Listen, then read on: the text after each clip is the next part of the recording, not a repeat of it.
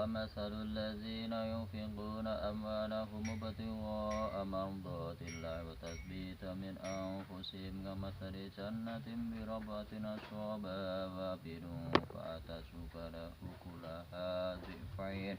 فإن لم يصبها وابل فطل والله بما تعملون بصير أيود أحدكم أن تكون له جنة من نخيل وعنب تجري من تحتها الأنهار له فيها من كل الثمرات وأصابه الكبر وله ذرية ضعفاء فأصابها إعصار فيه نار فاحترقت كذلك يبين الله لكم الآيات لعلكم تتفكرون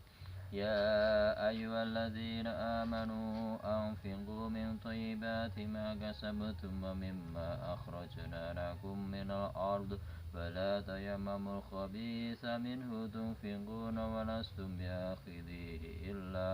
حميد